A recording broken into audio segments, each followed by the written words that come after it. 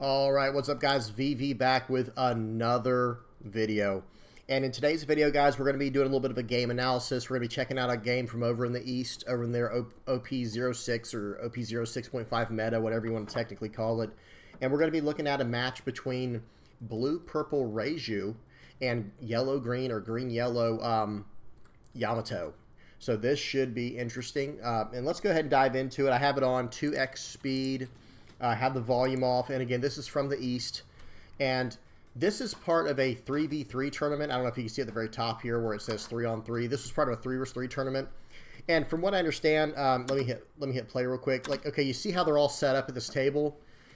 The way that it operates, you know, so One Piece is a best of one game, right? Typically speaking, sometimes in the top cut you'll do more than a best of one. Well, in this situation here, this acts as a best of three, where this player goes against his opponent, he goes against his opponent, and like they all go against whoever they're paired across against, or paired against, sitting across from them on the table. And then let's say this team wins 2 games and the other team only wins 1, right? Well, then this team wins. Or if this team wins all 3, then of course they win no matter what. But if they only win 1 game, that means these two, you know, lost, and you guys see where that's going, right? It ends up being like a de facto best of 3. It's just kind of built in. It's an interesting concept for sure. It's an interesting idea. I'm not totally as opposed to it as I used to be, you know, looking at it, because it is still a 1v1 at the end of the day. But it kind of would be really unfortunate if you win all your games but your teammates lose. I don't know. It's just something to think about. You guys tell me what y'all think in the comment section below about this format. Okay, but we're going to be focusing in on this front game here of Reiju versus Yamato. Okay, so it looks like Reiju's going to go first. He's going to do a top 5 search with the event searcher. And he's got his hand on a Reiju, the 4-cost Reiju that draws a card. Excuse me. It has on play, if you have equal to or less Dawn than your opponent, you can draw 2 cards from it. Okay, so very nice. And then he's going to pitch back quite a few good cards. But it looks like he already has some of those in his hand. He has the stage in hand. Because I was going to say you should definitely go for the stage. But he already has a stage in hand, so he doesn't need the extra one. And Yamato just goes, you know, 2 Dawn pass. And then back to Reiju here. He's going to use the stage event. He plays the stage for 1, trashes the Reiju from hand, finds the 2-cost Reiju. That's very nice, right? So swing for 5, and then pay 2 to play out the Reiju. Return a Dawn from... Return a Dawn card to the Dawn deck. Play out the 4-cost from the trash, because that's how this works, right? For those who don't know, this card, each card of the Germa 66 family has a smaller card that you see on the right here that can kind of like special summon it, right? It can Dawn -1 and then trash itself to play the better version from, I believe it's from your hand or trash. So that's what he did here, and his leader effect is going to draw 1, and this effect is going to draw on as well from the Reiju to draw 2. So he basically just drew 3 cards, right? That's what happened there, and established a 4-cost 5K when he only would have had 3 Dawn. So this is definitely the ideal start you can ask for with Reiju. Like, maybe not the best cards in hand, I don't know, but definitely a very ideal start. Okay, it looks like either he's going to lose the 3 cards he just drew, or he's going to lose 2 life, because Yamato's coming in for 9k double attack. So let's see what Reiju does to deal with this. He's got 3 cards in hand, like I said, so he's going to go 2k, 2k, 1k to get to 10 and counter that attack completely, which is not bad. I mean, right, because otherwise you lose 2 life. That's definitely, you know, that first play we saw with Reiju was definitely worth it. Okay, and he's going to go to 4. Reiju's going to go to 4 Dawn. He would be, the Reiju player would be at 5 this turn, but of course, did Dawn -1 with the Reiju's effect, you go down to 4. But that's what you want to do with the Germa 66 stuff, because the on-play effects happen when you have equal to or less Dawn than your opponent. So that is not a bad thing, necessarily. Okay, so we got a pretty big, another decent choice here, but okay, he grabs the 7-cost character, the 7-cost Germa character. I'm going to bring the names up over here while we're watching this, because I don't know all their names by heart, guys. I apologize. His name is Akiji, and he is pretty much Okay, real quick, Ikiji is like one of the go-tos, by the way. It's one of the best cards to throw in your trash, like he just did. For those who didn't see that while I was talking, he trashed it with the stage effect to do a top 3 search, and that was a very good thing because he's one of the harder ones to get in your trash to get full value from your effects because he doesn't have a built-in counter on the side like these do. However, now he is looking at Niji. There's 2 Nijis in this hand, the 5-cost characters, and a Yanji, the 4-cost blocker. I think he should go with the Yanji right now because he just had to dump 3 cards in hand just to not take 2 life from his opponent's attack. Now, don't get me wrong. Yamato can easily tap down defenders very easily. In fact, okay, so he does take the 5-cost. He does take what was it, Niji, which I'm not sure how much I agree with that because what are you going to try to bounce back to their hand? But I don't know. I guess there are some answers like Neko Mamushi he has in hand right now, but like we were saying, the blocker, it seems like a really good play, but it's still not the greatest play because of 200 million volts Amaru, the Hody Jones, Izos, another Hody Jones. It's just so easy for Yamato to get around these blockers. So, let's see what happens. It is what it is. So he's going to swing for 6, it looks like. Okay, swing 6. And 2K counter out with Satori. And he could swing 7 here, which I think is probably the right play. Okay, no, he's going to swing 6, though. He's going to keep 1 Dawn active.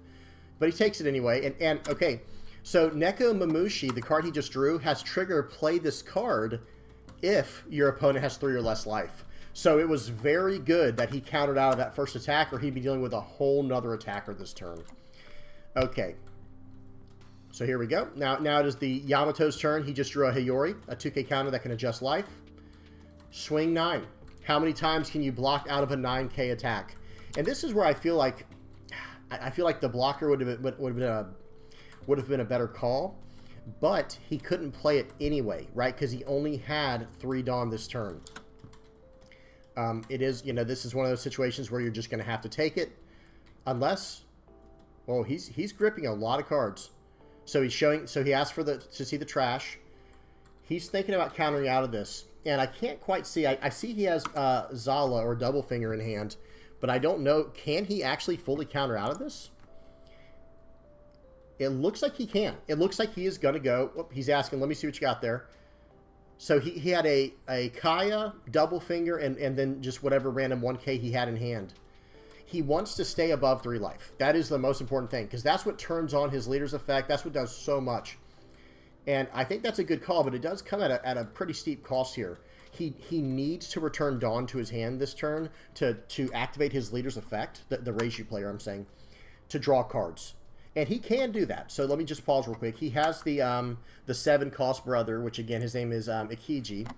Ikiji, he can play down for 4, return a Dawn card back to his deck, play the 7-cost from the trash to be able to start attacking with it, and he'll draw a card with his leader's effect from that. And he can still do a top search with his stage, of course. Okay. And this is where, like I said, maybe it was the right call to go for the guy they're showing right now, the Niji, on the board, or on the screen, this 5-cost Niji card.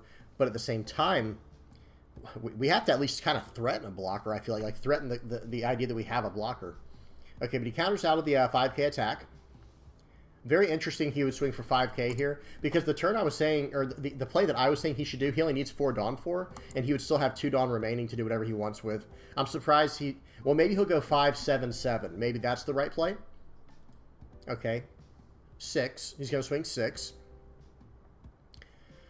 Let's see what happens here. He does have an Izo in hand. And you see what I'm saying? If the blocker had been played, now all of a sudden he can't just play Izo out, right? Like he can't just use Izo for the effect. He's got to use these 2K counters to block out. Again, I'm not trying to, beat a dead horse, so to speak, but I really like the idea of getting that blocker, at least making them attack into the blocker, or at least, forcing them to have the cards they need. So play out the 4 calls like I was saying, get the 7K down, draw a card from the leader effect, swing 7, and, oh, very nice. That was, so he can, just swing 7 first, no doubt about that. And then activate the event, trashing the new 7-cost guy he just got to do a top 3 search. Oh, and that was kind of a whiff. It wasn't a complete whiff, but he kind of didn't get anything he wanted. He got another stage. Honestly, I think he should have just played... I'm going to pause it. I think he should have just played the stage here. Because what is he threatening? A Blast Breath? Like what is he... He's bluffing something, leaving this one Dawn active, because he has nothing in hand, right? There is no card in hand he could play right now to trick his opponent into, you know, not swinging for 9. I would have played out this this stage and just gone for another search, because his hand is basically dead, right? His hand is basically dead right now. So just something to maybe draw to some more gas. But he can do it next turn. Let's see what let's see what happens. So we got another 2K Ezo in hand for the Yamato this turn. Or maybe he got one of these cards. I think he got from life. I think it was the other Hiyori. And then I think he drew the Ezo. And he's going to swing for... Was that 6 or 7? I can't say if it was just 1 Dawn or 2. But he has 5, 7, 8 this turn. So I think that's just 1 Dawn. I think he only put 1 Dawn on Yamato. He's going to swing for 6K double attack. Here we go. No trigger. No trigger. All right. And now it looks like... I mean, I'm guessing this is a Hody Jones follow-up, right? There is nothing... I mean, he could play Neko. He could play the Neko Mamushi here. But I think yeah, they have it on the screen. Hody Jones here. You put this on the board, and now that's an extra card they have to deal with. Do they want to attack into that? Because that's easier to defend. Okay. He tapped down the Dawn. So there you go. I mean, that was just yet another reason to there was no reason to have that Dawn active to threaten, you know, a Blast Breath, I guess, or something, or maybe like the Gum Gum Gavel, whatever, the blue Gavel, one costs 4K for blue, but because Hody Jones was just going to tap it down regardless. So I don't know, maybe who knows? We'll have to see what happens. But okay, he counters out of that though. Wow. Okay. This is interesting to me. Hang on. So swing for 10. And he is going to counter out with 3 cards. So what was it? Was that enough? I'm so confused. Oh, maybe he swung at Ikiji. Let me see something, see if he points to it. Yeah, I think he pointed at Ikiji. That's what it was. So, okay, so he gets up to 11K. That's got to be what happened. Because otherwise the math just doesn't check out. Okay, so he did get a blocker there, it looks like, or the ability to get a blocker from his trash if he has one in the trash, which I don't think he did. If I was following everything correctly, if I saw everything correctly, I don't think he has the blocker and trash to get back with this character. I think his name's Yanji. Let's check real quick. Yeah, his name's Yanji. So, I mean, just looking at the board right now, it's looking to me like, okay, he has access to 200 million volts of Maru now because he's on 1 life. Maybe you just get hyper aggressive here, because otherwise I don't know what you're supposed to do. Like, I don't know how you're supposed to survive next turn. And let's see what he gets. So okay, he's got a Reiju, a Kaya, and the Event Searcher for Germa 66. This is a less than ideal situation for the Reiju or Reiju to be in. Gets the Searcher. Maybe I think you just use that right away. I don't think you do anything before you use that event to see what you have coming, to see what kind of potential answers you can get to, because this is a really, really bad situation. Because you have no way. You're looking at 3 cards in your hand. In those 3 cards, you have 1K counter. So how are you supposed to survive next turn? And this guy is probably, I mean, like, notice this is sped up 2x speed, and he's just staring at the board. And he knows there's probably a 200 million volts of Maru in his opponent's hand. He knows that these decks run that. So there's, like, no way to get out of this, right? You have to see what's coming, or the game's just over anyway. Unless he gets a good trigger. I don't know what all triggers are possible in these blue-purple Reiju decks. I don't think there are any, though. I don't think there's any, like, really meaningful triggers. Okay, he is deep in the tank here. They got plenty of time. There's still 15 minutes left, but just looking at the board state, looking at their hands, this game's over next turn, right? There's just no way out. Okay, swing 7. I will say this. I'm wondering if, like, he should have just let the Ikiji die, like, last turn, and then try to spend this turn in removing the Hody Jones. Otherwise, in my mind, I would be trying to end the game here, but, like, you know, what would it be? Like, swing 7, 7, and then 10. Or 8, 8, 8. Just all 8s or something like that. Because I don't see how you make it out. And that wouldn't win either, by the way, because it looks like he has plenty of counter in hand. But I still think that'd be your best bet at this point in the game, because there's no way out of it. There's no way out of this without using your event to find some type of... to find what, right? It's almost like, well, even if you find a 2K counter with it, you're not getting out of either of these attacks, unfortunately, because all you'll be able to get is 3K worth of... 3,000 power worth of counter. So this is just... I mean, maybe try to take out the Hody Jones. Maybe that's your best bet. It's hard to say. Let's see what happens. So he's got 2 Dawn here. It looks like... Okay, he's going to go... So now I would go 8-9. Yeah, I think this is the right call here. Swing 8, swing 9. He has the counter to get out. It was 2K, 2K, 1K. And that's it. Everyone knows, you know, this isn't a spoiler warning. As soon as you see your opponent tap out like that, you know it's over. 200 million volts Amaru, swing for 9. And then attach everything else onto Hody Jones, swing for... Oh, he's really stoked about that. Awesome. Good game. That was a really good game. Good sportsmanship there. And then they go to the next game. We're not going to watch the next one. But you know right away when you're in this situation that the game is over. And let's see what he drew, just out of curiosity off the top of his life. He got a Kiji 1K and another, I think it's a Yanji 1K. Well, right, guys, that was it. That was, you know, just a quick little video for today. One thing I do want to show before we hop off here is, you know, we're starting to see over in the East... The EB01 pack has just released, as of today, at least at the time you're recording this video, it has just released the EB01 pack over in the East. And OP-07 is just a month away, guys, for over in the East, even though we're still in OP-05. And when you look at our release dates, let me go back just one, whoops. It looks like we are looking at, here it is, Wings of the Captain. We're still waiting till March to get OP-05, or 6, excuse me, OP-06, excuse me. And it's going to be in March 2024. We don't have an exact date just yet. And then ST13 for us is coming out around the same time, about a month after that, in April of 2024. So we're kind of, you know, we're still kind of waiting. And I'll probably do a bigger breakdown of this in a future video. But this is the OP-06 Japanese format here, the Eastern format, what they saw in OP-06. And this is it over on the right. This is kind of something they do at the end of each... format on OnePieceTopDecks.com. Definitely check this out if you haven't checked it out already. But one thing they do over there is at the end of each set, or each format, whatever you want to call that, when the new major sets come out, they kind of track how each deck did. And we have a lot of players from, or a lot of leaders from OP-05 and before that in Katakuri, Sakazuki, and Enel showing up. 24, 62, 32. Good showings. This is the amount of, this is not necessarily the amount of decks that won, but they are decks that topped tournaments, like top 8 and better usually. Sometimes there's like a top 16 and top 32 in there when it's like for a massive tournament where it's still worth mentioning. But top 32, or excuse me, 32 decks from Katakuri, 24 from Enel, and 62 from Sakazuki. That's pretty nice, right? That's a pretty good showing. And I don't see purple Luffy on here. That's ST13 Luffy. Here it is. Luffy did not have many showings in OP-06, guys. So I'm sorry for all the Luffy mains out there. You might have to swap to a different kind of Luffy. Maybe black-yellow Luffy. You know, we'll have to see. Or blue Luffy had just as many showings as purple Luffy in OP-06. At least according to the Eastern meta, right? According to the meta over in the East.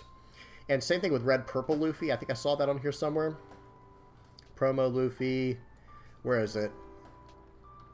I feel like I'm like looking right over it, guys. Well, sorry. If y'all see it, you'll at least... Here, no. Oh, I was looking at red-purple Law. Excuse me. Never mind. Okay, but anyway, we're seeing Katakuri, Sakazuki, and Enel doing very well in the OP-06 format. So if you did buy those cards, if you do have these decks made... You're going to be pretty clear, pretty safe to you know, keep going in OP-06 with like no major transitions needed. But from OP-06, the big turnouts from those decks were from Gecko Moria, 63 showings, 24 from Green Yellow Yamato, and 15 from Reiju. So, and I think Reiju, for a lot of people, like I know a lot of people like to complain about how crazy the prices are right now. I do it too, guys. I know it's out of control, and hopefully Bandai's trying to find some way to resolve and fix this. Let me blow this up real quick. There we go. But Reiju will be a good deck to get into where you don't have to break your bank, so to speak. You can come into the game like on a decent budget and make a Reiju deck. That should be pretty competitive. Like it should be able to win, like especially at a local scene. Gecko Moria is using the Navy package, just to give you guys a heads up. So this is not necessarily going to be a budget-friendly deck. Yamato, kind of like what we just saw. I'm just going to click on a random Yamato list. Yamato, I think it'll be... I don't know. Let me just... Like, why are they all down here like this? Let me just sort by Yamato. Deck profile, OP-06. Let me just look for, like, a really high-placing one. Here, first place, 12-1. We'll just use this list for whatever. You know, who cares? I'm sure there's other lists out there. But this is a pretty cheap deck you're going to be able to get your hands on, guys. Like, this is going to be a very budget-friendly deck. And now, at the time of recording this, I think is like around $3. Ohm and Gadatsu are free for them, like, practically speaking. They're extremely cheap, like under $1. Holy. Sure, I think it's like $2 or $3 right now. Satori is probably around 3 or 4. We don't know about Onami, obviously. This is from OP-06. I don't know what Izos are going for, but I couldn't imagine they're that expensive. And everything else looks like it's from OP-06, except for 200 million volts Amaru. This is also like almost free, guys. Extremely cheap.